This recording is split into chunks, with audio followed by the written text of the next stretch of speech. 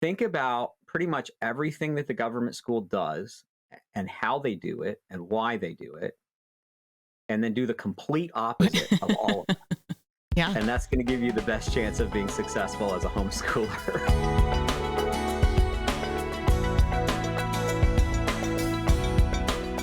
One of our greatest fears is, can we actually do this? Can we do it well? Are we going to screw up our kids? Are we going to mess up our family?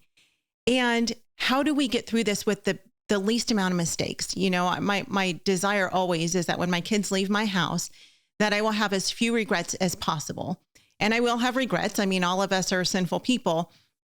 So there's always going to be things that we're going to be like, oh, I wish I wouldn't have done that. I wish I wouldn't have said that. I wish we would have made a different decision. But if we have people to go before us who can help us navigate these sometimes really muddy waters, then that's what I want. I need the wisdom from people like you who have gone before us. And you're just a little ahead of us, more ahead of us. With your kids, you have some who are a little older than my oldest, but because you've been doing this for so long. So share with us what the Lord has taught you over your 30 plus years of being in the homeschool world.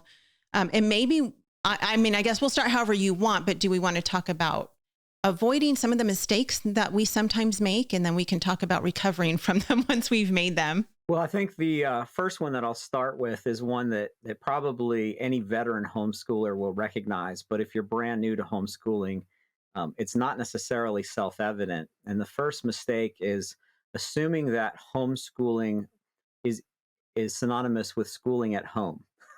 Right. And I know that sounds like I'm playing semantics games, but literally the mentality that people bring to homeschooling often is they take their experience, which is fair enough, about what education is supposed to look like, which was largely them sitting in a brick and mortar school for 12 years at a desk in a classroom looking at a chalkboard, and they try to bring that home and replicate that model within the home. And that's counterproductive.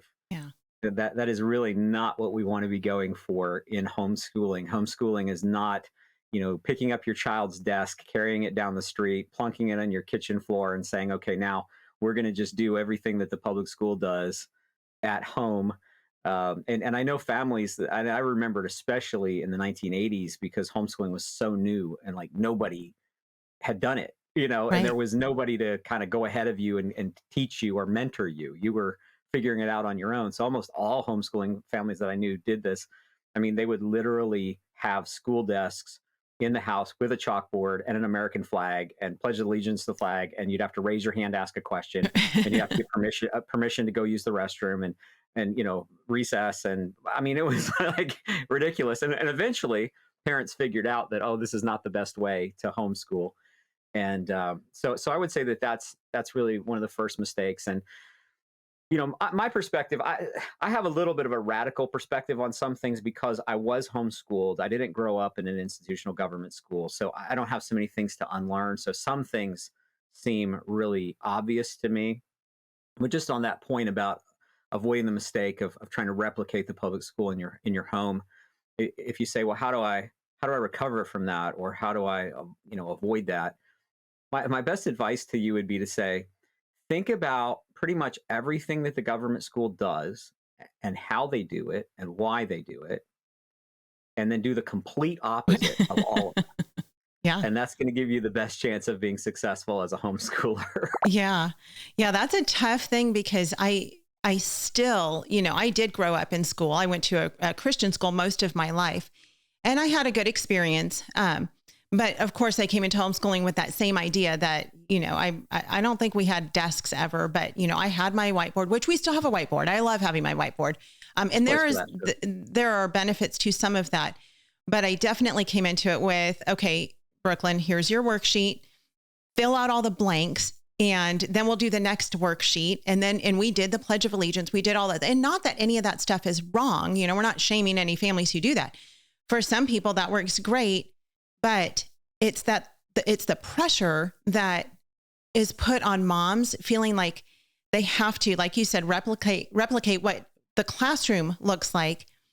And then you have to be a mom on top of all of that. And you have to deal with life. And that's where it's like, that's just insanity. You can't possibly do that And then moms feel like they're inadequate and they're not doing it right. They're doing it all wrong because it doesn't look like what it looked like for most of us growing up, except for Israel, who never sat in a classroom. Right. And I think part of that too is just even the definition of what we mean by homeschooling. So again, I think most people, when they homeschool and they use that term, what they think of is we're doing academics at home rather than learning academics at school. We're learning academics at home. That's not how I think about homeschooling at all. My paradigm is completely, totally different than that.